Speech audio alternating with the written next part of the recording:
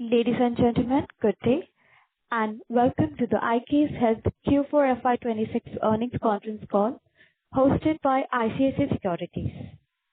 As a reminder, all participant lines will be in the listen-only mode, and there will be an opportunity for you to ask questions after the presentation concludes. Should you need assistance during this conference call, please signal an operator by pressing star then 0 on your touchtone phone. Please note that this conference is being recorded. I now hand the conference over to Ms. Seema Nayak from ICICI Securities. Thank you, and over to you, ma'am. Good morning, ladies and gentlemen. Thank you for joining us today on Q4 FY26 earnings call of IKS Health. On behalf of ICICI Securities, I would like to thank the management of IKS Health for giving us the opportunity to host this call. Today we have with us Mr. Sachin Gupta, founder and CEO, Ms. Nithya Balasubramanian, CFO, and Mr. Saransh Mundra, Head of Investor Relations. I turn it over to Mr. Saransh for his brief statement and to take the proceedings forward. Thank you, and over to you, Saransh. Thank you, Seema. Good morning to everyone on the call. Welcome to our earnings call for the fourth quarter and year ended 31st March 2026. I'm Saransh Mundra, VP Finance. We hope you've had an opportunity to review the earnings release and the investor presentation that we issued. Before I hand over to Sachin and Nithya, let me begin with the safe harbor statement. As part of our prepared remarks and during Q&A, we may make certain statements which are forward-looking and involve significant uncertainty. IKS doesn't take any responsibility to update such forward-looking statements, and your discretion is warranted while making any investment decisions. Over to you, Sachin. Thank you, Saransh. Good morning and good evening, everyone, depending on where you're joining from. It is my pleasure to join you all today to talk about our performance for Q4 fiscal 26 and the full year ending December 31st, 2026. I think this is our sixth earnings call since we went public in December 2024. So excited to be with you all today. We'll start off with a quick recap, obviously, of the overall business and the business model. Talk about some of the key strategic drivers for success in our business and give you a little update on how those are faring. And then talk a little bit specifically about how we are leveraging AI most effectively to actually make it a differentiated moat in the business as we continue to grow, and then dive into, obviously, our financial performance for Q4 as well as for fiscal 2026. I'll then invite Nithya to make some additional remarks on our financial performance, and we will then turn it over for questions and discussion. So with that, obviously, as you know, IKS is in the business of delegating chore tasks for healthcare providers in the US. It's probably the largest industry in the world at $5 trillion plus, and it creates a very large TAM of north of $260 billion for that US healthcare is spending on all of these tasks that can be delegated or outsourced by our platform. Of that $260 billion TAM, as you might recall, the outsourced TAM today is about $35 billion, and the overall TAM of $260 billion is growing at about 8%, and the outsourced TAM is growing faster than the overall TAM at about 12%. And so just to recap, anytime IKS grows on a year-on-year basis for any period faster than 12%, we're gaining market share. Of course, we don't want to be in a situation where we're not growing faster than 12% because that would mean losing market share. But in general, that's a sort of a good marker to keep in mind. Today, IKS has a little north of 600 clients or client organizations, if you would, which are provider organizations. You might recall same time last year, that number was 700 plus, and maybe a couple of years ago when we acquired Acuity, that number was closer to 900. As we've always maintained, we have been cutting down the tail of small clients that we had inherited through Acuity because our business in our traditional model works best when we're servicing large clients. And so that number of 600 odd reflects the pairing that has happened over the last year. And as I've always stated, we feel like we'll eventually end up at some number between 500 and 600. So we're more or less close to done on some of that tail cutting that we had embarked on as we acquired Acuity.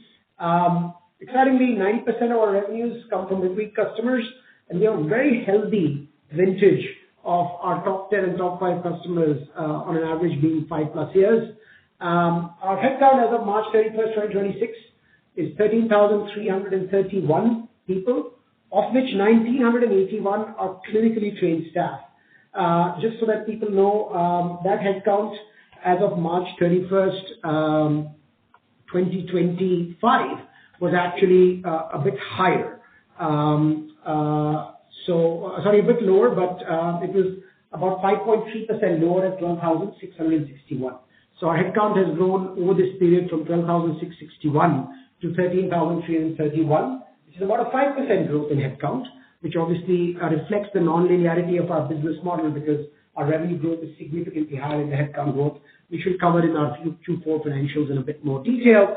Of our 13,331 people, the fastest growing component of our workforce is actually our technology workforce of now 550 employees that is focused on building all of our proprietary technology that enables our platform. And a large part of that workforce now tends to be the AI engineering workforce in addition to the data science workforce. And then we've also constantly been growing our sales and marketing endeavors and our investments there, and our sales and marketing headcount now stands at 66 FTEs and growing. Just to take a quick recap so that we all understand the competitive landscape. When you have such a large TAM of $260 billion and the outsourced TAM of $35 billion growing at 12%, you naturally expect a significant amount of competition in the ecosystem. Just to recap and calibrate on our language, there are generally 3 broad genres of competition that are competing for this TAM. Those 3 broad genres are first what I call system of record companies, which are nothing but electronic health record vendors that were created back in the early 2000s as the US government gave money to providers to roll out these electronic health record systems that, one, store all of the patient data for the care that is being provided by these caregiving organizations, and 2, they have some workflows as it relates to the patient's journey with the caregiving organization. So call them sort of the core operating system of healthcare providers. Those are the electronic health records.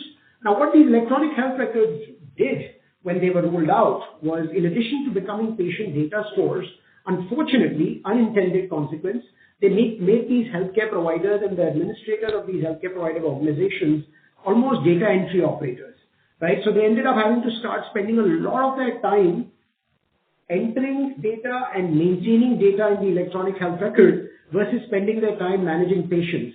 And that, in addition to that, and a number of regulatory challenges in US healthcare, given how regulated it is, it created a whole bunch of tasks, which we call chore tasks, that the providers are getting distracted with and their administrators are getting distracted with. And so in order to do those chore tasks efficiently and not get the providers distracted by those chore tasks, that creates the need for what we call systems of action that would take all these chore tasks and free the providers and their administrators up from those tasks. We call those systems of action that can do that. And in the system of action category, there are 2 types.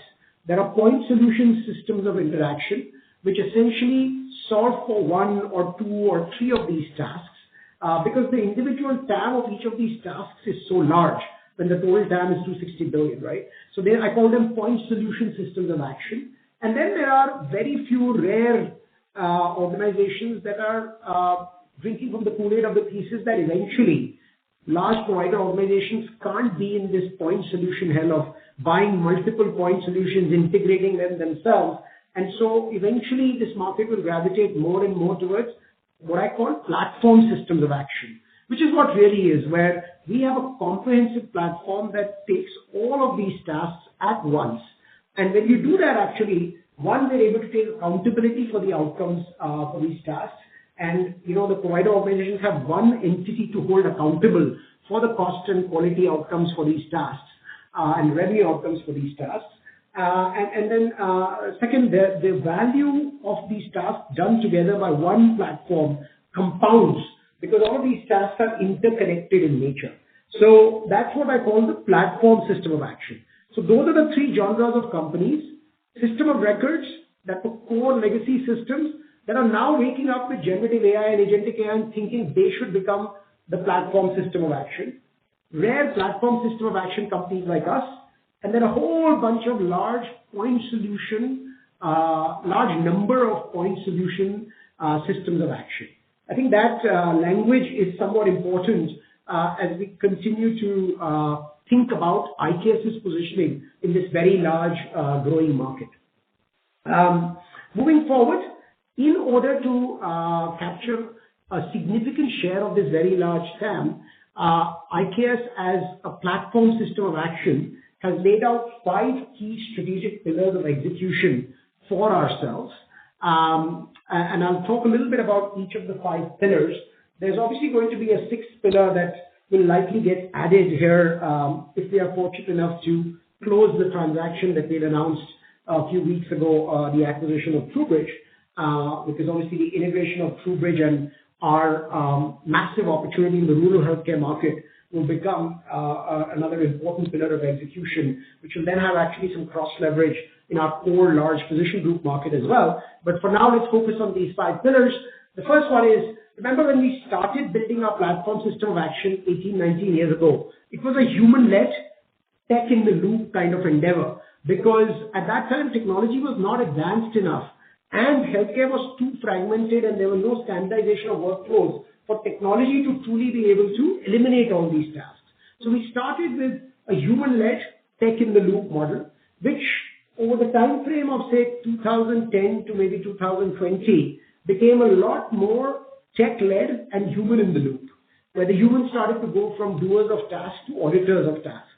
And now with the advent of generative AI and really specifically agentic AI, back in about 2022, 23 maybe, we started moving from a tech-led human-in-the-loop to really a AI-native agentic platform manifest, where our ambition obviously is to move as many of these features, which are the tasks that we do for these providers of our platform, to a fully autonomous agentic manifest. And so that's the first key pillar of our 5 key strategic pillars that we are trying to execute on. Happy to note that we continue to make some very significant progress on this pillar. As you know, you might have noted through our various releases over the course of last quarter, we launched an interconnected agentic workflow for autonomous clinical documentation, coding, and prior authorization. These 3 tasks tend to be the tasks that cause some of the greatest friction, for want of a better term, in the patient's journey with the provider and in the provider's workflow. And so really, really important to alleviate the burden of these tasks from the provider's workflow. Also, each of these tasks are very related to each other. So these done right in an interconnected agentic workflow, they can have a very nice compounding effect on the outcome. We've launched a very exciting version of Scribble, which is our ambient AI scribing product. You might recall we had launched Scribble Now, which was our completely autonomous ambient AI scribing product.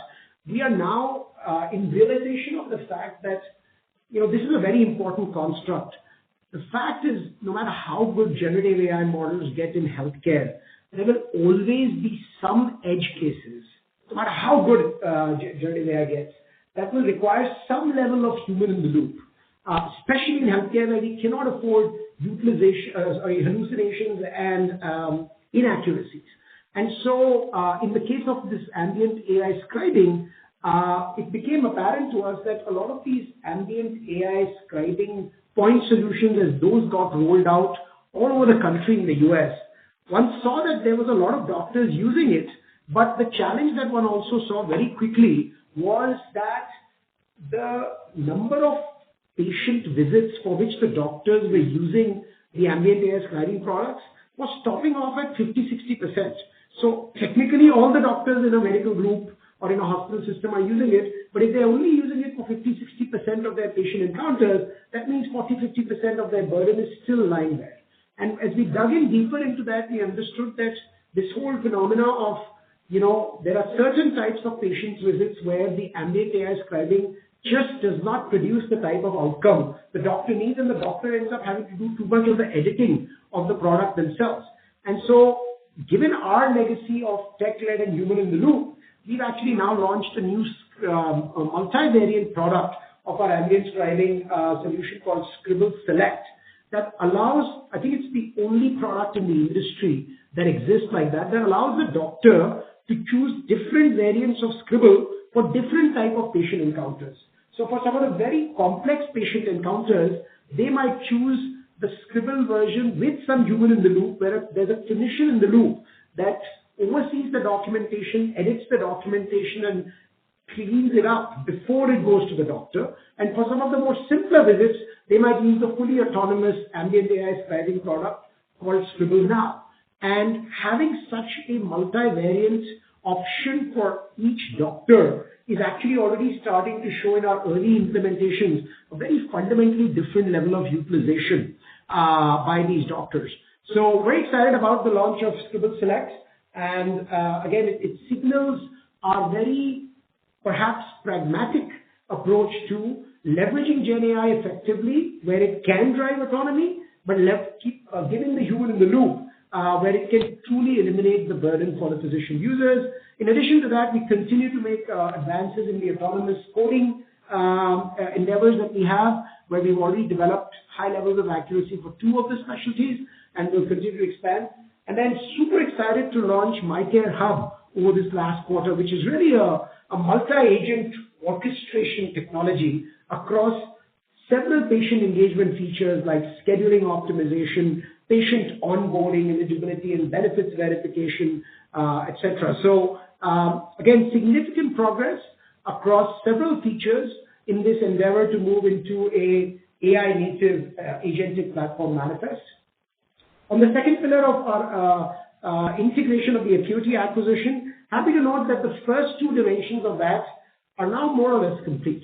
I think Acuity and IKS really operate like one organization now, both in terms of how we are operating tangibly, but also I think culturally. There was obviously a significant margin opportunity from the Acuity acquisition by transforming their operating model from a heavy human-led US-based operating model to a true tech-led and offshore-enabled operating model for the human-in-the-loop part. That is now more or less complete, which obviously you've seen in our margin expansion over the last couple of years.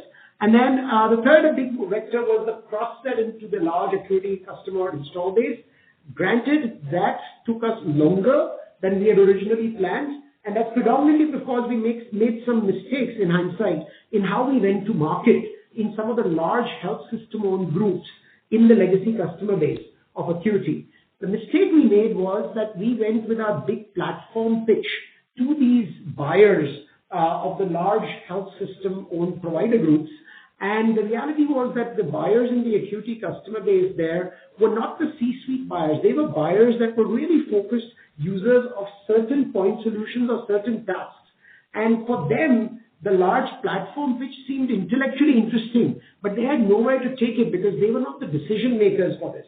And we thought we'd be able to leverage those people to elevate the conversation to the C-suite, which took longer than we expected. And we also learned that over a period of time, the large health system-owned groups today do not have the appetite for a full platform manifest, even as they intellectually are intrigued by the idea.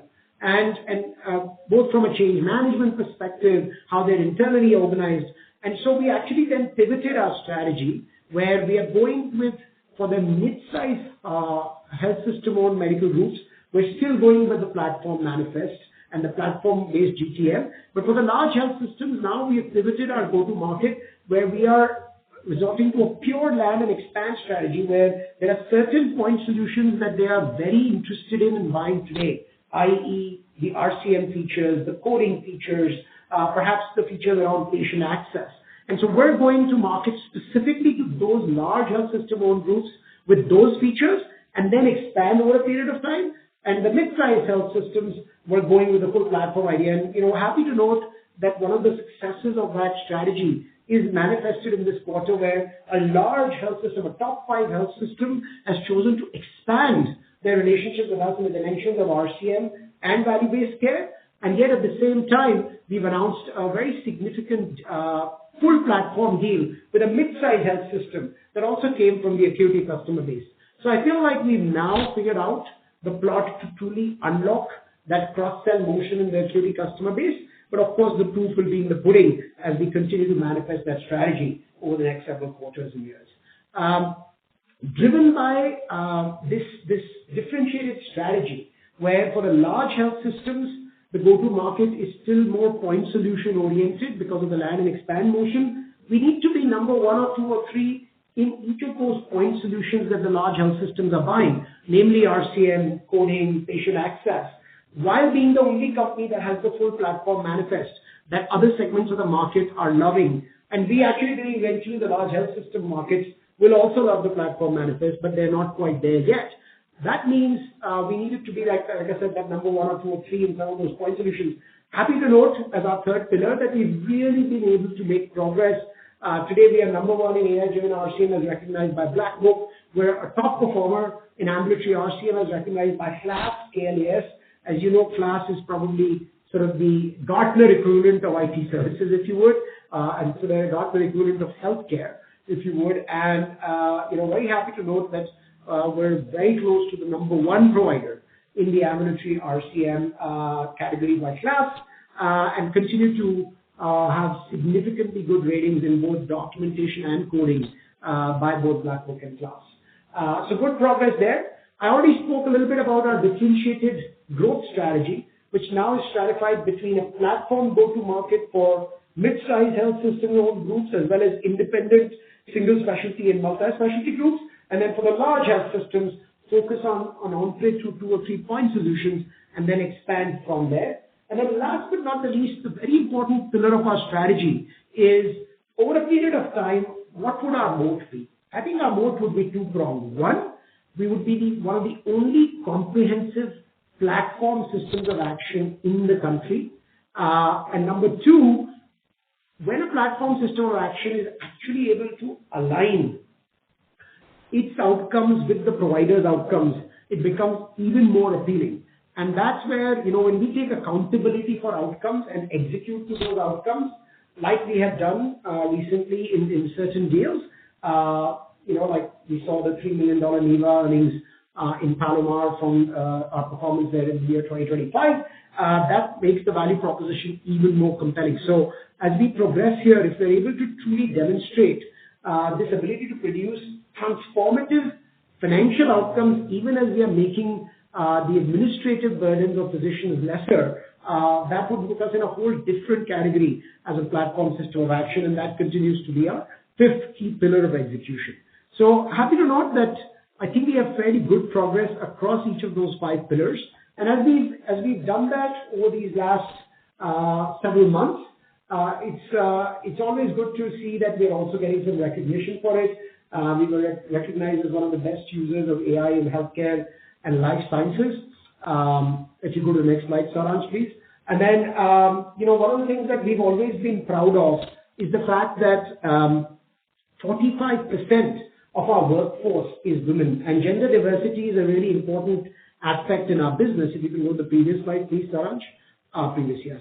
And one thing IKS is really proud of is not only is 45% of our workforce women, but when you look at our leadership, there's a very significant mix of women leaders in our leadership. And so that being recognized is important, when you have the likes of Nitya, our CFO, Manisha, our CHRO, Dr. Grace Terrell, our CMO, Catherine, our Chief Marketing Officer, Christy, our Chief Legal and Compliance Officer. We're able to manifest this gender diversity, not just at the bottom of the pyramid, but even at the top of the pyramid, which puts us in a very unique position over a period of time. Also now talking a little bit about some of the endeavors that actually accelerated our AI initiatives over this last quarter on are some very interesting developments. The first one I want to talk about is Certalytics. which really over a period of time has been an AI-driven innovator on the payer side of the business. And as you know, in US healthcare, why revenue cycle is such an important and such an expensive function for payers is because there's this constant cat and mouse game that gets played between providers that want to get paid for the care they deliver and payers that have to pay them for the care they deliver, but they're always worried that is the care being delivered appropriate for the type of condition that the patient had?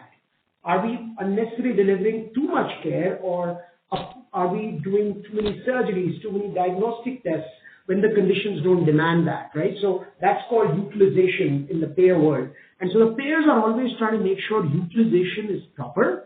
And so there's this constant cat and mouse game that happens between the payers and providers. And we actually believe that if over a period of time we can get providers and payers to collaborate better, we might actually be able to reduce the friction in this relationship, reduce the cost of revenue cycle on both sides, the payer side and the provider side, and improve the efficiency of the process. And in light of that, our partnership with Certilytics has deep experience on how payers technology is oriented. And with our expertise on the provider technology, our ambition is that barring certain things where there will never be complete collaboration. For example, payers will never put out their APIs as it relates to how they assess whether a claim that is submitted by a provider is appropriate from a utilization perspective. That one is sort of the holy grail. It will never be exposed. But if you think about other denials that payers submit, think of denials related to medical documentation or coding. Those type of things can easily be eliminated if we can get the payer systems to talk to the provider systems and collaborate through the process. So instead of the dynamic being the providers people, RCM people versus the payers RCM people, then the providers technology versus the payers technology, and now the providers AI versus the payers AI, we can actually create a more collaborative framework that actually reduces the friction in the relationship. So we're super excited about this relationship with Certilytics and how it will probably elevate our positioning in this RCM space to a place where not only are we improving how our providers conduct their RCM, but we might fundamentally be able to improve outcomes through more collaborative, technology-driven, AI-driven engagement with payers, at least on certain states. Second one that is exciting that we've already announced also is the strategic acqui-hire of Think DTM, which really was an AI-native and digital services company where they have now built to the fourth point and launched what we call our MyCare Hub product, which is really an agentic AI self-orchestrating platform that uses an active, aware, and constant multi-agent behavioral algorithm to create this adaptive and autonomous patient engagement operating system.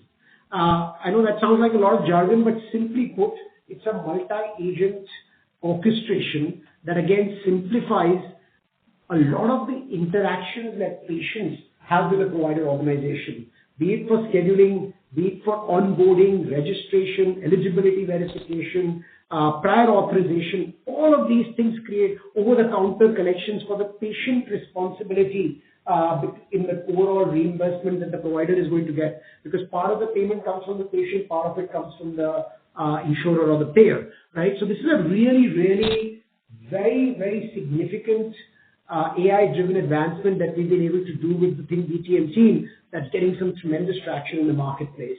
And then last but not the least, obviously continuing to advance our AI-driven revenue cycle as well as our autonomous coding engines. And now both of these, the autonomous coding and revenue cycle engine and MyCare Hub, are now actually available in Epic Connection Hub, which becomes a really important aspect of being able to penetrate these products in the large health system environment, because the system of record in the large health system environment tends to be Epic. So again, some very strong progress on our AI initiatives over these last few months. And then last but not the least, the comment I'd like to make, if you move to the next slide, Saransh, is when you look at the 16 features of our platform, right? 16 odd features of our platform. As you can imagine, at a very individual feature level, we are tracking and driving a path to as much autonomy as is practically possible driven by agentic AI in each of those features. Now, why do I say as much autonomy as practically possible? Well, first, because of the fact that it's healthcare, like I said, for each of these features, almost no matter how good the AI gets, there will always be some edge cases that will need human in the loop. So I just want to clarify that even 100% autonomy as per this tracking doesn't mean that you've totally eliminated human in the loop. Like I just gave you the example of the Scribble Select product. Even though there is a Scribble now 100% autonomous ambient AI scribing tool, in order to improve the utilization of that Scribble product and totally eliminating the physician's burden, we're having to create variants with human in the loop so that the actual task can be completed effectively, even though it's heavily enabled by AI, right? So autonomy here might not always mean 100% elimination of human in the loop, but it means largely elimination of human in the loop, right? And I just wanted to leave two concepts with everybody. One, we're tracking this by feature and our AI endeavors are built by feature. I just want to say there's two considerations as to how much autonomous each of these tasks or features can get. One is whether the outcome from that task is a deterministic outcome or a non-deterministic outcome. What does that mean? Basically, generative AI is most successful when there are non-deterministic outcomes for a task. For example, the outcome from ambient AI scribing is this large narrative clinical documentation. That's not a deterministic outcome. It's not a specific outcome. It's a narrative. Language generation is one of the key strengths of generative AI, right? So generative AI can be very, very useful there. But when the outcome is purely deterministic, the generative AI has to be constrained or overlaid by, let's call it symbolic AI models. So the neuro AI, which is the traditional generative AI, then needs to be combined with symbolic AI, which then relies on reasoning based on things like knowledge graphs and ontologies and specific rules and logic. And for deterministic outcomes, you have to use a combination of generative AI and the symbolic AI that together can drive higher autonomy. So remember, deterministic versus non-deterministic is a key driver of autonomy. And then the second piece is, for many of these tasks, you're interacting with entities outside of the provider's organization. And your ability to drive autonomy is also subject to how technology is ready that other enterprises with which you're interacting, i.e. the payers. It could be the payers, it could be the clearinghouses, it could be other providers where you're dealing with tasks like referral management, right? So I just wanted to clarify that those are the things that go into defining how much autonomy can be achieved, and it's those types of aspects that are very thoughtfully being put into which of these features get how autonomous over a period of time as we go down this path. So that's a quick thought process as it relates to the various features of our platform. Let's now pivot into the Q4 financial performance. I'm happy to report that we had a very strong quarter of financial performance, perhaps our sixth consecutive quarter of relatively strong financial performance. Revenue grew 18.5% odd year on year, coming in at really about 857 crores.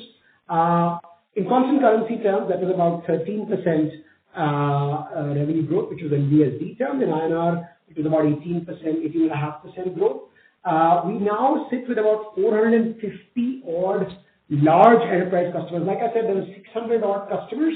Of that, about 450 are the large enterprise level customers, which is where we see the maximum growth coming from. Our revenue from top 10 customers, it was about 452 crores in that 857 crores. And like I've said, the vintage for our top 10 and top 5 customers continues to be north of 5+ years. That revenue of 857 crores was delivered using 13,331 employees. So like I was saying earlier, same time last year, we had 12,661 employees. So our growth in employee headcount has been about 5.3%. And I want to put this in perspective. For about 13% growth in revenue in constant currency, our headcount growth is only about 5.3%. So that constant non-linearity between revenue growth and people growth is very much evident. Also important to note that if you really look at the December 2025 quarter, which is the previous quarter, our headcount was actually higher than 13,331. So if Saraj, if you were to move to the next slide, essentially, sorry, just go back. Yeah, I saw this one. Yes. For the 5.2% quarter-on-quarter growth in revenue that we've demonstrated, we've actually declined net headcount from Q3 of FY26 to Q4 of FY26. So like I was saying, 18.5% year-on-year growth in revenue, 5.2% quarter-on-quarter. That has resulted in an EBITDA of about 300 crores, which is about 35% EBITDA. And again, on an 18.5% year-on-year quarterly growth, revenue growth, our EBITDA growth is nearly 33% year-on-year. And on a 5% quarter-on-quarter growth, the EBITDA growth is 6.6%. So again, that non-linearity between revenue growth and people growth and revenue growth and margin growth is easily witnessable here. And that also has resulted in a further non-linearity between revenue growth and profit after tax, where our profit after tax for the 857 crores came in at about 206 crores, which is about 24%. And that was essentially a growth of 39% year-on-year and 12% quarter-on-quarter. And obviously, there's non-linearity between EBITDA growth and PAT growth also because over the course of the year, we've been constantly paying down debt and the interest costs are coming down as a result of that. And so that's why the PAT growth is even more significant than the EBITDA growth. But the non-linearity between revenue and margin growth continues to be witnessed here through the financial performance of this quarter. And Saraj, if you were to go back one slide, happy to announce these three top relationships through the quarter that are of most significance. I mentioned a mid-size health system from the legacy acuity customer base where we were able to cross-sell the entire IKS platform, Holyoke Medical Center. Very proud to announce them as a customer and very excited about this implementation. Also happy to note that in this case, we have not incented them in any way from an outcomes perspective to adopt the full platform. So obviously that sort of demonstration of the value of the full platform is starting to come into play in these deals. Mission Community is an existing customer of ours where we are advancing the relationship from the full manifest of our platform to a very unique AI-driven relationship that will start to drive other efficiencies in the hospital as it relates to predicting ICU utilization, operation theater utilization, nurse utilization, etc. And from that, be able to use those resources or sweat those resources much more effectively. So it's a very unique relationship that actually will allow us to build even more AI-based capabilities from a prediction perspective that can drive significant efficiency in hospital operations. And then last but not the least, like I was saying, a top 5 health system in the acuity customer base where we very significantly expanded the revenue cycle relationship and the value-based care relationship. And this is the evidence of that sort of land and expand approach that we intend to continue to take with these large health systems. Obviously, all that resulted in a strong growth in earnings per share, which is about 39% year-on-year and 12.3% quarter-on-quarter. So I'll you go to slide 11, please. And also continues to produce healthy ROE results, which are north of 30%, in this case 31%. The decline year-on-year in the ROE percentage is nothing but based on some revaluation of the base, where, for example, our equity holding in a bridge system, which is a technology company, got revalued based on their own valuation, and based on also the revaluation of some of the assets based on the depreciation of the rupee to the dollar. The base got widened, and hence that shows a minor decline in the ROE percentage. Otherwise, very healthy ROE numbers. And all this, obviously, fourth quarter strong performance resulted in a pretty strong performance for the fiscal year 26 as well. Saraj, if you go to the next slide, where revenue came in. Saraj, you can just jump to slide 13 actually. Where revenue came in at 3,193 crores, which is nearly a 20% year-on-year growth. And again, the non-linearity being demonstrated there at a 20% year-on-year growth. We have a 38% year-on-year growth in EBITDA, EBITDA coming in at 1,091 crores or 34% and a 48% year-on-year growth in PAT, where PAT came in at about 721 crores and about 22.6%. So all in all, I think very strong performance, and obviously that resulted in strong performance even on the EPS and ROE parameters, where EPS for the year came in at 43%, which is nearly 48% higher over fiscal 25. Healthy ROE metrics as demonstrated in slide 14, Saransh. And then based on all of that, eventually, as you would note, all that has to result in cash flows. And very happy to note that this also resulted in very strong operating and free cash flows. Our operating cash flow growth over the year-on-year basis was nearly 99%, with operating cash flow coming in at 863 crores and free cash flows on that 721 crores PAT coming in at about 612 crores.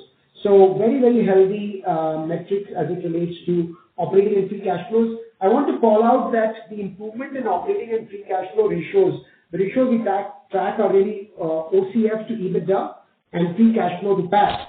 And in FY25, our operating cash flow to EBITDA was about 55%, whereas in FY26 it's coming at 79%. And free cash flow in FY25 to PAT was about 56%, and in FY26 it's come out at 85%. So really healthy numbers as it relates to free cash flow generation, which then has enabled us to reduce our debt over these last couple of years from I think about 850 crores to now standing as of at March 31st, 2026 at 251 crores. So all in all, I think a strong quarter of performance and a strong year of performance, but more importantly, perhaps or equally importantly, sets us up for a future based on all the initiatives that we are taking on really becoming an AI native agentic platform of interconnected workflows, and perhaps the only platform system of action that exists in the industry today that is able to align its outcomes with providers' outcomes to drive transformative value. I will pause there for a second and Nitya, maybe let you comment on some of the key financial metrics that we look at in addition to what I've covered, and then we'll talk a little bit about a couple of other things. Thank you, Sachin. Saransh, if you can go on to the next slide. Yes. Just a few additional nuances on the Q4 numbers. Revenue came in at $95 million. We did see some currency support. On the face of the P&L, you're seeing a forex gain of 35 crores, but please note that there was also a hedge loss of 12 crores. So the net currency benefit was for us about 23 crores. Employee benefit expenses Q4 compared to Q3 was rather flattish in line with the headcount. Other expenses did increase by almost 38 crores between the two quarters. The majority of the delta is actually attributable to one-time due diligence and legal fees that are related to the TrueBridge transaction. The regulatory approvals are still work in progress, so some additional transaction expenses are to be expected in Q1 as well. If you look at finance costs, that has come down sharply compared to Q3. Q3 does have a one-off write-off of the debt issuance cost when we refinance the loan. So our interest rates have come down and so has the finance cost. D&A and interest income are broadly in line with Q3. Our PBT was 258 crores and PAT was 206 crores. We did report the Western Washington MSO associate loss at about 5 crores. So Q4, or rather Q1 calendar, tends to be seasonally the weakest quarter for US providers. Patient footfalls tend to be very low because of the reset of the insurance and the need to work through the deductible. Plus, it was a fairly intense winter as well. So patient footfalls are pretty weak. We do expect this to improve in the coming quarters. ETR was about 19% for the quarter and at 20% for the full year. We expect ETR in the range of about 22% for FY27. Saransh, if you can go to the next slide. Our EBITDA per employee stands at 8.8 lakhs in FY26, which is in line with the healthy EBITDA growth that we have seen. Our top 10 customers and top 5 customers tend to grow pretty strongly. Top 10 customers grew at a very healthy 28% and top 5 at 18%. Vintage of our top customers also tends to be very healthy, and it remains at the 5 to 6 year mark. Sachin's already talked about the FCF yield.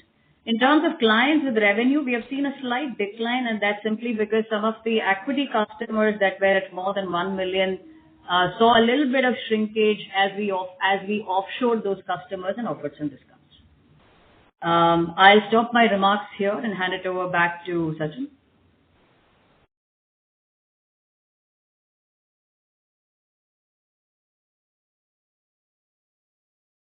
Sorry to interrupt in between. Sachin sir, if you're speaking, you're on mute. Oh, I'm sorry, I was on mute. I apologize. Thank you. So, quickly, I want to just touch upon our proposed acquisition of TruBridge, which we have spoken extensively about. But just to give everybody a quick recap, we are awaiting the close of that transaction even after we sign the agreement. And, the idea there is to build the absolute leader, the only integrated system of record and system of action for the rural healthcare market, which is a $162 billion market with 2,200 plus hospitals. TruBridge has their EHR in 700 to 800 hospitals, which could be patient data, which includes patient data worth 15 million plus patients. And the reality is, for most effective agentic AI orchestration of tasks in the native workflow, the real moat is not the agentic AI technology, but it is this AI training corpus that can be built if you have the patient data, not just transactional access, asynchronous access, partial access to data, but true ownership of that data, because then you can convert that data into a truly longitudinal, labeled, action-aware data set, where you can link the clinical context to the actions taken and to the outcomes achieved from it. And that enables truly the most effective agentic orchestration. And then, given that we would be in the EHR and we own the EHR, we can actually orchestrate all of those tasks in the native workflow synchronously. And that really becomes a very, very compelling value proposition for the time. And so we're very excited continually about closing the TruBridge transaction and creating that additional vector of growth. And the other byproduct of that is useful for our core physician group market member is that 60 to 70% of care delivered in rural hospitals is still outpatient care. So a lot of the models that we'll build, including the SLM that we're going to build for rural healthcare and maybe multiple SLMs for different tasks within rural healthcare, will actually apply in our large physician group market as well, because like I said, the nature of the service provided in rural hospitals is largely outpatient in nature, which is what our physician group customers provide in our traditional market. And as you know, we've put out a true north vision of taking our business at the confluence of executing as the only platform system of action in our traditional large physician group market, and a truly integrated system of record and platform system of action in the rural healthcare market. We put our true north strategy out there. We believe that it will take our EBITDA from that 1,000 crore odd mark LTM December 2025 to about 3,000 crores in FY30 and take us back close to zero net debt that we were getting close to this year. So that's sort of our vision of the true north. And again, a big enabler of that is going to be this AI training corpus and the moat that we will create around it, of being able to orchestrate agentically features in the native workflow, and the SLMs that we will build that allow us to actually utilize the other foundational LLM models a lot lesser and build our own proprietary moat in these SLMs. And in order to actually accelerate that journey of being able to build our own SLMs, we're also very excited to announce this additional acme hire that we are doing today, or rather than yesterday, a company called ARAI, which has been founded by two outstanding scientists, really. Dr. Roland Haas, a gentleman of German origin that came to India 25 odd years ago, fell in love and never left, I think. I think we're going to be happy with that description. And Dr. Ashok Talukdar, both associated with highly revered institutes over the course of their career. They built some very, very fine IP that is very, very relevant to our AI journey. As I was mentioning earlier, the way to solve for autonomy across the tasks in our 16-odd feature set is through neuro-symbolic models. Generative AI obviously relies more on the neuro models, the deep learning models, and hence is more suitable for non-deterministic outcomes. But because some of these tasks will have deterministic outcomes, you need neuro-symbolic models where you can then constrain the outcomes of the generative AI through the reasoning that is available in the symbolic models that requires the usage of things like ontologies. Saraj, you can move to the next slide. Ontologies and knowledge graphs, which, by the way, the team at ARAI has already built a bunch of knowledge graphs and the IP associated with them for clinical reasoning. They built clinical decision support systems. And really with this, we are going to be introducing the construct of what I call glass box AI. What is the construct of glass box AI? It's actually pretty straightforward. The idea really is that in healthcare, traditional AI doesn't really work because not only do you need to do the task, but you need to do the task in a transparent, traceable, and auditable manner, because if the outcome of the task is anything less than accurate, it's very important to understand how the AI generated the outcome that it was suggesting. And so I'll give you an example of, take medical coding as an example, right? In a traditional AI setup, a model might infer the codes directly from the clinical notes, the medical codes. And those codes might be close to accurate, but they might be missing some subtle critical details. In a glass box AI system, the model instead maps the documentation to the standardized ontologies. It validates the relationships against the known medical knowledge. It also flags ambiguity when the confidence that the AI is producing in the code is low, which means that will then naturally get routed to a human reviewer when necessary if the confidence score is less. And so as a result of that, you get higher accuracy in coding, lower denials, and a clear audit trail. And I think this sort of glass box AI construct is going to be the real winner in the healthcare operating environment. So I think really excited that the ARAI team advances our journey towards this transparent, traceable, and auditable AI with their proprietary knowledge graphs that they've already built. And they really enable us to have a very scalable R&D talent pipeline. They are basically talent magnets themselves. They're hands-on, even as their CEO and CIO. They write code today. So, they've had all of these research students around them that make for a very interesting, recruitable talent base. And so very excited about what they will be able to do to accelerate our journey. And if you were to move to slide 25, in summary, we are paying about $1.2 million in upfront cash for acquiring the IP. Saransh, you can move to the next slide. And obviously, they will, as they become employees of IKS, they'll have some ESOP-based incentives over the years. And they, like I was saying, they've already knowledge graphed several features in the IKS feature portfolio, if you would, the autonomous medical coding, the denials prediction and prevention within revenue cycle, and several other clinical decision support related knowledge graphs. So it should lead to a significant acceleration of what we were trying to build from scratch and propagate this construct of this sort of glass box AI, if you would. And then, oh, by the way, they become even more valuable, assuming that we're able to close the TrueBridge transaction in a few months from now, because then that data flywheel that I was talking about, that AI training corpus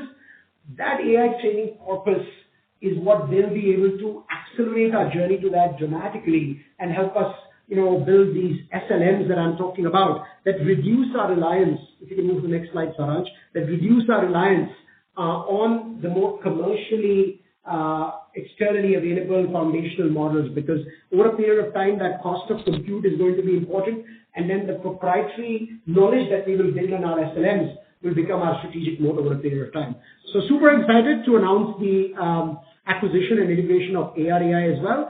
And I'll just spend the last couple of minutes on something that is very dear to our hearts, might not have immediate financial consequences for you all as investors, but I'll take a minute, is the IKS Cares Foundation, which was a construct launched a few years ago, because as you know, we employ about 1,900 plus clinically trained staff, most of which are doctors. and we said, what is a way for us to do CSR in a way where these doctors, in addition to enabling US-based physicians, can also get connected back to the practice of medicine and in the process actually earn more, and we can do something good for society. And so we've actually launched the IKS Cares Foundation, which leverages our own internal clinical talent on weekends and holidays to run medical camps in financially underprivileged sections of society, predominantly in Maharashtra and Telangana. And we've taken 3 major causes that we are solving for through these camps. One is anemia in women and children, which we've been shocked to learn the incidence of high incidence of anemia in women and children.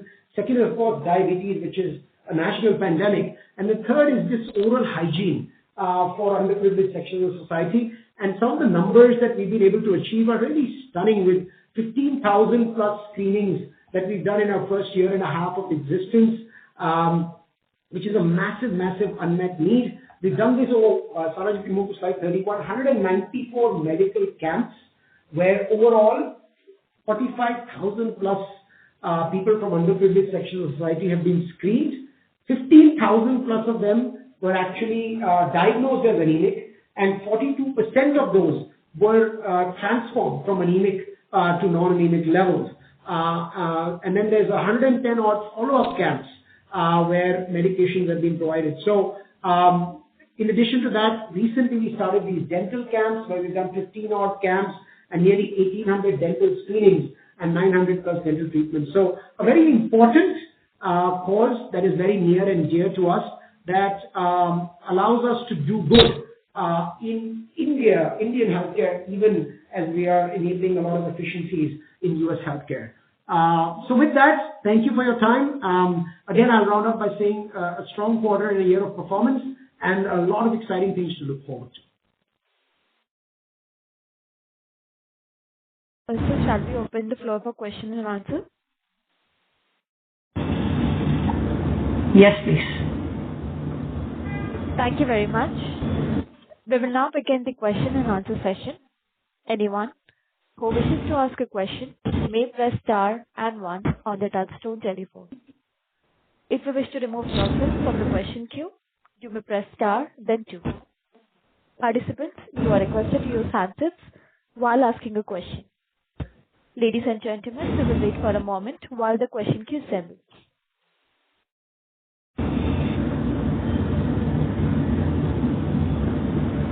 A reminder to all, you may press star and 1 to ask a question.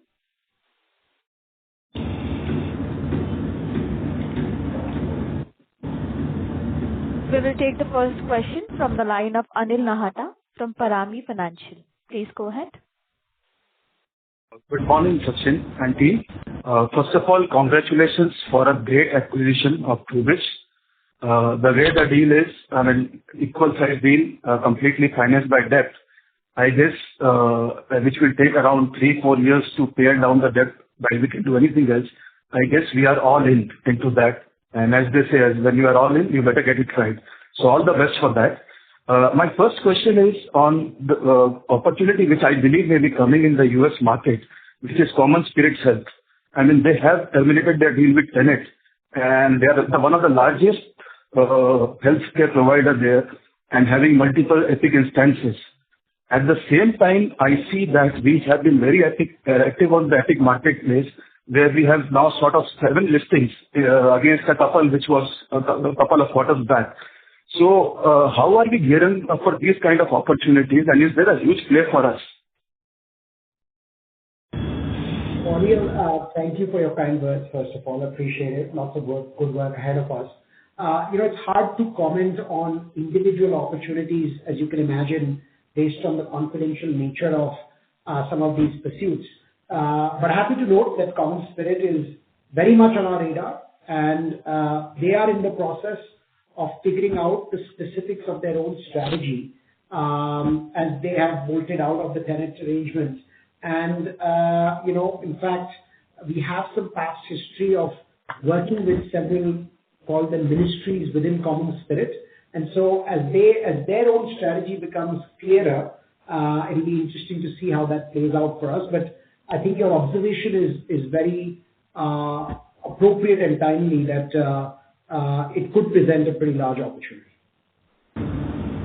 Thank you for that, Sachin. My second question is, if I go back to your last quarter's Concall, you did mention that you are creating a parallel system, just like we have the platform in the ambulatory space for the acute space. And then came the announcement for TruBridge, which is basically in the acute space. This sort of development you were mentioning, it will take us 2 years to complete to where we are in the ambulatory space. So how will the product development, the tech stack, now happen once TruBridge and IKS is integrated? Would IKS stack be taken there, or how is it going to happen? Just if you can do a slight deep dive into that. Thank you so much. Sure, I mean, happy to do that, obviously. So the way to think about it is, remember I was saying that 60 to 70% of the care delivered in rural hospitals is outpatient care.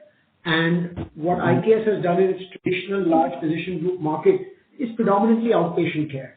So a lot of the technology that we have built in our platform system of action for all of these tasks actually becomes naturally applicable to that rural healthcare market because of the service mix that they have, because they don't have secondary, tertiary, quaternary capabilities like sophisticated hospitals. So yes, I think our platform system of action from our physician group market will be very relevant in the rural healthcare market, even though there is zero actual customer overlap. Now, of course, the holy grail here will be in our traditional market, that platform system of action has to asynchronously interact with the system of records like Epic, eClinical, Cerner, etc. And they would access the data in the electronic health records based on API calls. You would get partial access to the data just enough to orchestrate that transaction. In the world that we are going to, if we are able to close the TruBridge transaction successfully, and as we modernize their EHR from a legacy COBOL to a Postgres, what we'll be able to do is now integrate our system of action deeply into the electronic health record, with the access to data, convert that data into the AI training corpus, and using that AI training corpus, which is necessary for this agentic orchestration, to be able to do that agentic orchestration synchronously in the native workflows of the EHR. So think of it as still a good 2-year type product journey. Now, some of the features of our platform system of action will be able to integrate faster into the TruBridge EHR. Others might take longer depending on the specifics of that feature. But I think you're exactly right that the TruBridge acquisition puts us in a position where we are able to orchestrate several features of our traditional platform system of action in the rural healthcare market, such that we are the only integrated platform system of action and system of record. Thank you. We will take the next question from the line of Nitin Jain from Fair Value Equity Advisory. Please go ahead. Yeah, thank you for the opportunity. And what I would like to know from the management is what type of risks do you envisage you might face 2-3 years down the line when AI becomes more prevalent and coding becomes even more cheaper? And how are we preparing for that? Obviously, the better part of the presentation and the dialogues were actually geared around that. Obviously, thank you for your question. But suffice to say that obviously we are building our own AI. So the fact that AI makes coding easier or cheaper is awesome for us, because we don't get paid to write code for others. We write our own code, and our own technology orchestrates these actions. So as AI makes code generation cheaper and more reliable, that's a huge tailwind for us. That's not a headwind for us. And then as it relates to how are we leveraging the AI that we're building, that is what I was talking about, where because now with the TruBridge acquisition, we will have access to this data moat and the AI training corpus that we will build from it. All the AI that we are building will actually become a lot more relevant and usable much faster in the native workflows of the electronic health record. Hello. Hello. Yes, Nitin, you're audible. Please proceed. Yeah. Thank you. Thank you for the clarification. My next question is, the management mentioned that we have been growing very well for the last almost 5 to 6 quarters now, And given that we have a high base going into the next year, at what point of time do we think this base will catch up and our growth might taper down a bit? So Nitin, as you know that I've said this all through the time we went public, we are not giving guidance and we won't give guidance. This is not a linear journey. Not only do we have a track record of 6 quarters, but if Saransh, you can put that slide out there, we have a track record of 10 years that we can demonstrate in our financial performance. But that is nothing to say that history is not always a predictor of the future. All I can tell you is there's a very large TAM, a very small outsourced TAM relative to that large TAM that is growing at 12%. And I think we've built a business that has the right to win in this market. And yet I'm not in a position, Nitin, to predict that exactly what our growth rate is going to be quarter on quarter. Having said that, we've given a true north target to ourselves of tripling our EBITDA from trailing 12 months calendar 2025 of about 1,000 crores to about 3,000 crores in FY30. I wish I had a better ability to predict exactly what's going to happen every quarter after quarter, and when the growth will accelerate or slow down. I don't, unfortunately, but I think at the confluence of our past growth track record and the defensibility of the model that we've built, hopefully, we're putting ourselves in a position that over a medium to long-term time frame, we can emerge as a leader in this space. Thank you. We will take the next question from the line of Rohit Thorat from Axis Capital. Please go ahead. Yeah, thank you for the opportunity. So in your opening comments, you highlighted that your revenue growth is growing faster than your headcount growth. So aren't you seeing any pricing pressures from clients to actually pass some of the productivity back to them? Because a lot of IT services companies and BPO people have also highlighted the fact that they are seeing AI-led productivity deflation of around 2 to 3% in FY27. So are you witnessing any similar pressures or not? You haven't encountered any such pressures yet? So thank you for the question. And as I've been always saying, our model is slightly different from, or maybe fundamentally different from traditional IT services and BPO services, where they are getting often paid based on the number of people they deploy or the number of transactions they process. Our pricing model has always been outcome-based, and a percentage of the customer's revenue is how we get paid. And so obviously in that model, sir, you'll appreciate that it gives us a very differentiated ability to be able to capture some of the efficiencies in our margins. Having said that, over a period of time, naturally, even on a percentage of revenue basis, can we expect a minor deflation in the percentage of revenue pricing that we get? Yes. Have we seen that deflation already in some of our features that large health system-owned groups buy individually? Absolutely, yes. For example, like I was mentioning, our ambient AI scribing product, we have seen deflation in pricing. And I would say that we will see more deflation in pricing of features that are more easily autonomizable and less deflation of pricing in features that are not easily autonomizable, right? And at the confluence of that, that is also one of the reasons that the winner over a period of time is going to be a platform system of action versus what we call the point solution system of action. Because when you're a point solution system of action, the proclivity of that pricing getting commoditized is much higher than when you have a consolidated platform pricing for the customer, which is why that platform approach is very, very important to our future. Because one, the platform makes life a lot easier for the customer, and second, it has its inherent benefits for the entity that's providing the platform as well. So I think fundamentally different paradigms, but of course, I mean, the history of any product, sir, as you know, is that as products keep getting better, costs come down or prices come down, and the winners in the market are able to mitigate that pricing through both intelligent pricing mechanisms and managing their own costs more effectively. And so far we've been able to, and we feel like we're continuing to build a model where we will have a significant advantage over traditional IT services and BPO models. Yeah. Thank you. Thank you for answering that. Just a couple of more bookkeeping questions from my side. First is on the ESOP cost, which has seen sharp increase in the last couple of quarters. So what should be the steady quarterly run rate which we should see going forward? And the second question is regarding ETR. So Nitya mentioned that ETR should be 22% in FY27. Is that just for the core IKS business, or would it be on a consolidated basis for IKS and TruBridge's businesses combined whenever the transaction completes? So, yeah.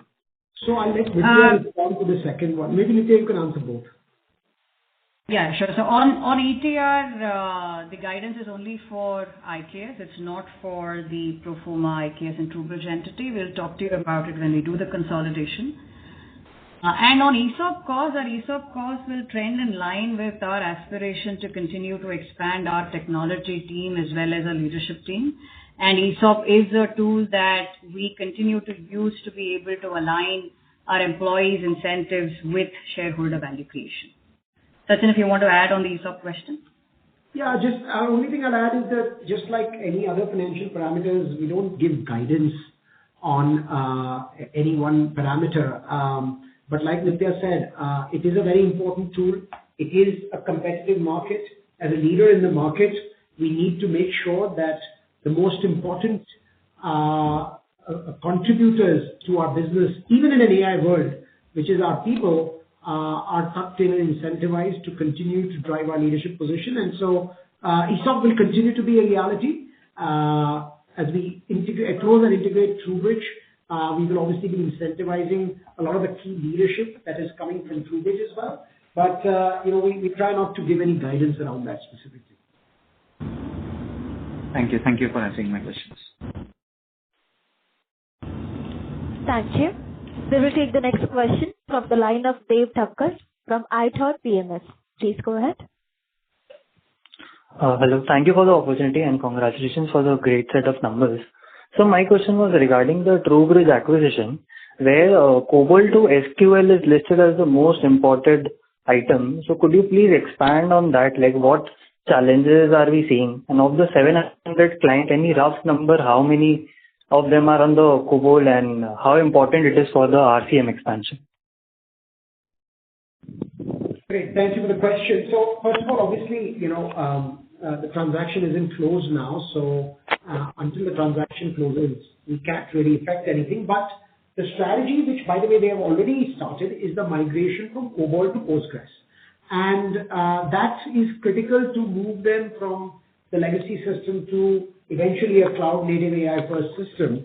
And so in a traditional world, the COBOL to Postgres migration would have been a real challenge because, as you know, in the COBOL world, a lot of the business logic is embedded in the database layer. A lot of it is embedded in the UI layer as well. And reverse engineering that business logic out of those layers becomes a huge challenge.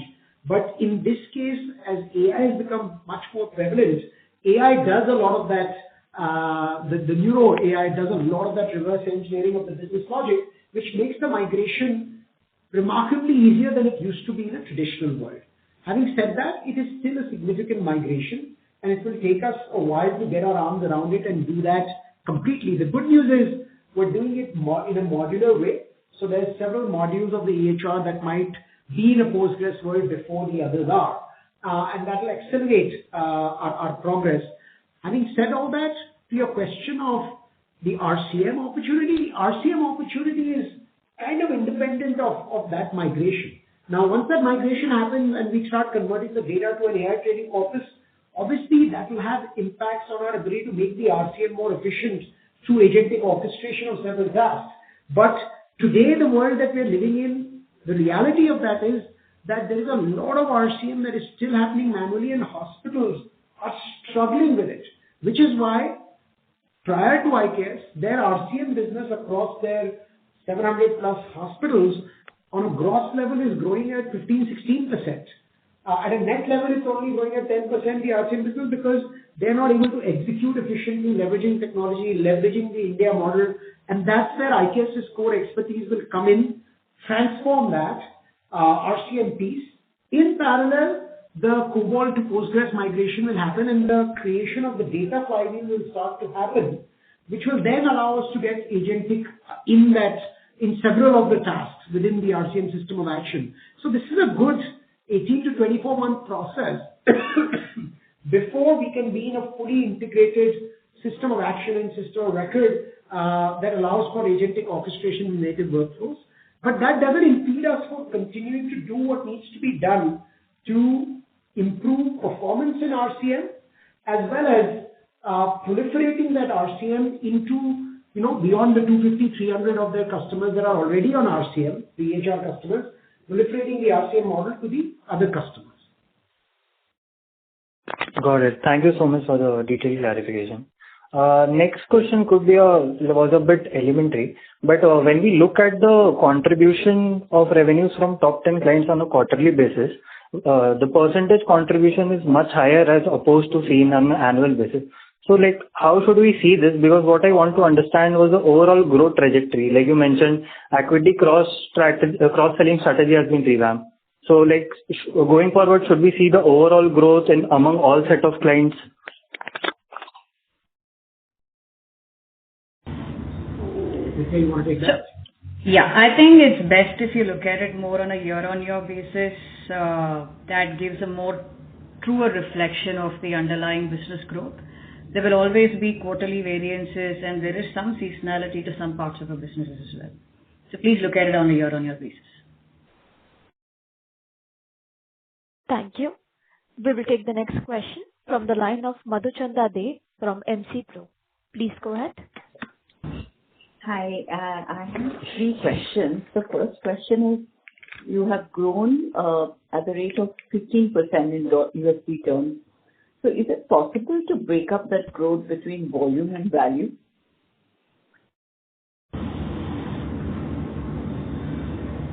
Hello? Yes, we can hear you, ma'am. Your question is to break up growth between volume and value. We tend not to do that. Obviously, that changes on a very, very frequent basis, and so it's really hard to do that, ma'am. Okay. We just want to understand what kind of value growth happens annually, in an existing contract of yours. Like I said, it's not a natural linear number, ma'am, because the volume growth is a function of many factors. Like, let's say you take a large physician group that you're working with. There will be years in which they will have the same number of physicians year on year, and the volume growth is just driven by the patient footfall. There'll be other years where the number of physicians itself has grown, and hence the volume growth is driven by that. There are customers in which there might be 1,000 physicians, but only 500 of their physicians are using our product. And so now in a year, the 500 could grow to 750, and that drives a different type of volume growth. There could also be an increase in the number of features that the physicians are using of our platform, the same number of physicians, and that could lead to a different type of volume growth. So that's why, ma'am, it's very hard to isolate the specifics of perhaps what you're asking, if I understand it correctly. Okay, got it. I have another housekeeping question before I move to my third question, which is, in your latest presentation, the contribution from top 10 customers is 37% for the fiscal 26. Whereas if I look at the quarterly numbers, there are 43% in Q1, 45% in Q2, and 48% in Q3. If you could help us understand this number a little properly. The gentleman before this had the same question, and I would recommend investors to look at these numbers on an annual basis. They always tend to be quarterly variances in terms of our customers. As I mentioned before, there also tends to be seasonality in particularly the revenue optimization or the RCM business. So that tends to contribute to the quarterly variances. So I think the best right number to look at would be on an annual basis, where, as you can appreciate, both our top 10 and top 5 have grown strongly. Thank you. We will take the next question from the line of Chris Jain from NAFA Asset Managers. Please go ahead. Yeah. I hope I'm audible. So, first of all, congratulations on a great year, and I hope this growth continues. So, my question is more about the industry as a whole.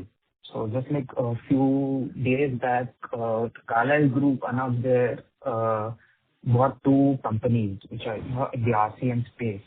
So, and this is not the first time I've heard a PE deal happening. Two or three other big PE firms have bought Indian RCM players, 1.5 years back. So wanted to understand if my understanding of, consolidation happening in the industry and more PE firms getting interested in this space is correct. And what is your comment about, the competitive landscape in the medium and long term because of these acquisitions happening? Hi, Chris. Thank you for the question. And you and me both hope that the growth continues, even as we work on it. But real quick, on competitive, like I was saying, Chris, when you have such a large TAM and the outsourced TAM is so small relative to the TAM and growing so significantly, obviously you have to expect the competitive intensity to increase. And you have to expect that there will be more and more capital that will enter the space chasing the opportunity. So none of that is a surprise. There is a lot of private equity capital. In fact, the statistic is order of magnitude, there has been about $50 billion invested in healthcare IT alone, which is all of this space over the last 4 years. So there is a lot of capital across the globe chasing this opportunity. And this 50 billion that I'm talking about is predominantly just for the US healthcare market. Having said that, the way to think about competition, like I had said at the beginning of the conversation, is there's three genres of competitors. There's a finite set of system of record companies, the EHR vendors. There is a massively growing set of point solution systems of action, which is the easiest way to enter the market is build one feature or one action. And then there is this, call them rare beachfront properties, perhaps, although that sounds a bit self-serving like ours, where, we are building a platform, comprehensive system of action that takes all the features that the provider should not be straddled with, right? And so I think the fastest growing category of competitors is in that point solution systems of action. Because again, the entry barriers in that genre of competition is the smallest, the entry barriers. And that's where you see that, the deal you referenced with Carlyle, it's a point solution company with pure focus on RCM. That doesn't make them a good or a bad company. I'm not commenting on the quality of the competition. I'm just saying that is the genre that will see the maximum competitive intensity. Now, we could be right or we could be wrong, but our contention is, I call that word point solution hell, because imagine if a large health system has to hire 15, 20 different vendors or even 10 different vendors across these 15, 16 tasks to do them well. In a scenario like that, how can they possibly hold any one vendor accountable? And they are left with the baggage of integrating everything, right? And so for me, very early in our journey, we had determined that we don't want to be a point solution vendor. We want to be a full platform system of action. And that's what we're betting on. But that is not to take away from the fact that there will be a constant increase in competitive intensity in that point solution system of action space. And yes, there will also be continued consolidation in that space, because as that space gets more and more commoditized, which is inevitable, then your only way to fight that commoditization is to scale and consolidate. And that's why one is continuing to see that. Hope this helps. Yes, sir. Thank you for the detailed answer. That really helps a lot. And forgive me, but I'm really late to the call, so maybe this question has been answered. But what is going to be a strategy in the future for acquisitions? Are we going to see more TruBridge's acquisitions, which is basically doubling revenue, or are you looking at, very focused AI players that you want to buy, small focus players like the recent acquisition? Good question. Thank you again. No, I mean, I don't think we are looking for additional two bridges. As you know, if we're able to consummate the TruBridge transaction, we will end up with about 3x leverage of EBITDA at the time of close. Obviously our focus will be to deleverage the balance sheet through the internal accruals and the strong cash flows that we anticipate generating through the combination. Having said that, I think there will be some continued opportunities for tuck-in type deals, some much smaller in nature, like the deal we announced today with AI, that fundamentally accelerate our capability from an AI perspective. Or there might also be some tuck-in type opportunities as it relates to certain point solution vendors, like I was discussing earlier, that will end up having found sort of a space where they have hit their ceiling because of the commoditization of the point solutions, and those might create some opportunities. But a transformative acquisition like TruBridge, first of all, comes very rarely.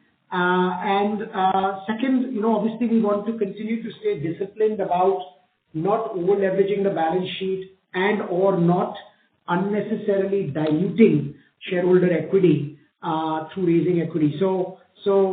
Generally, I don't anticipate more transformative acquisitions anytime soon. Small tuck-ins that are highly accretive, certainly we'd be open to those. Thank you. We will take the next question from the line of Dev Thakkar from iThought PMS. Please go ahead.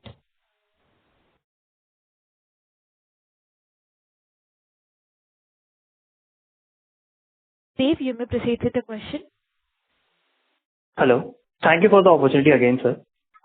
Sir, I had just one request. So the metrics and the presentations are very detailed, but if possible, could you also provide breakup of revenue in terms of single solutions and multi-solutions? Because that would be very helpful. Yeah, we've never done that. Remember, the basic thesis of our business is that the winners are the platform constructs, right? Over a period of time, we anticipate the bulk of our revenue migrating to platform constructs, even in cases of large health systems where we might start and land with point solutions and expand to the platform.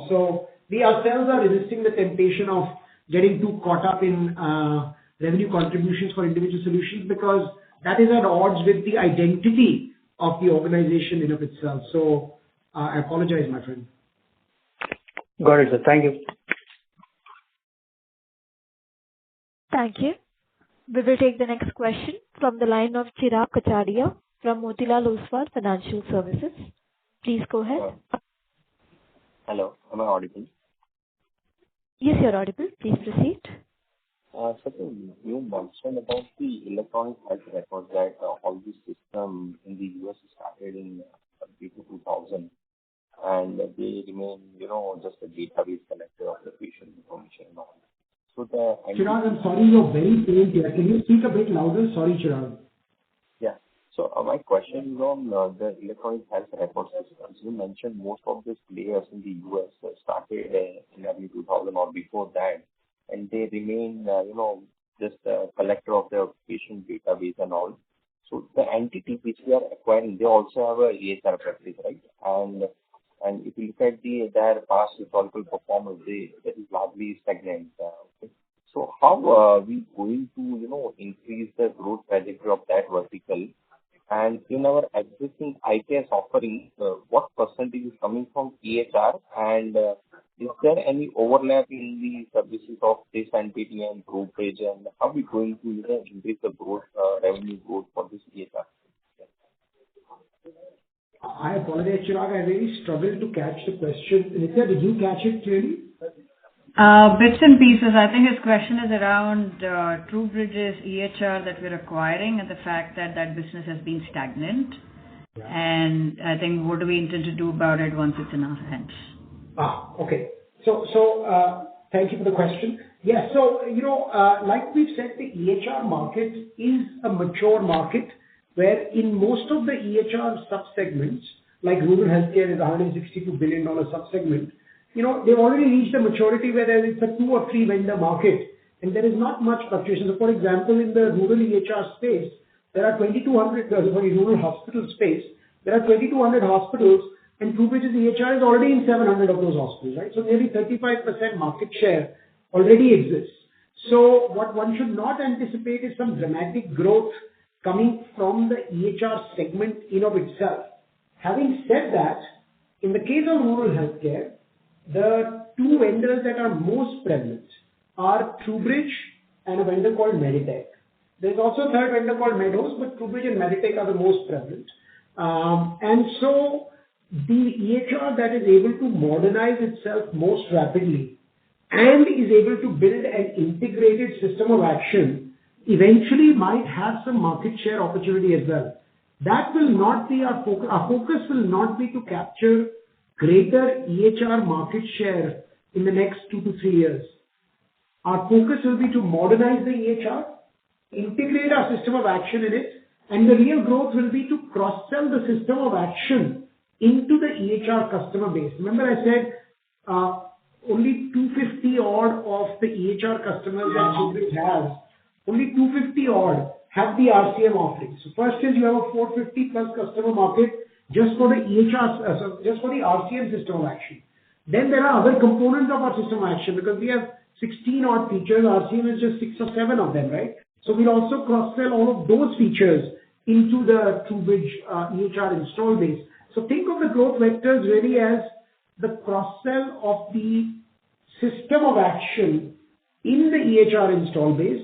And then as we modernize the EHR and we've integrated the system of action, could we ignite another vector of growth where we actually capture additional EHR market share? Perhaps, but I wouldn't be banking on that as the thesis here.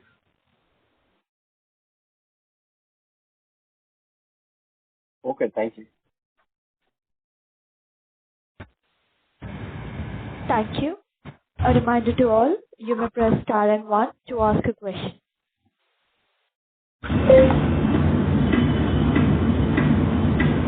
Thank you very much. As there are no further questions from the participants, I now hand the conference over to Mr. Saransh Mundra for closing comments. Thank you and over to you, sir. Thank you everyone. Please reach out if you have any further questions. Thank you so much for attending. Thank you everyone. Thank you. Thank you, members of the management. On behalf of ICICI Securities, that concludes this conference. Thank you all for joining with us today, and you may now disconnect your lines. Thank you.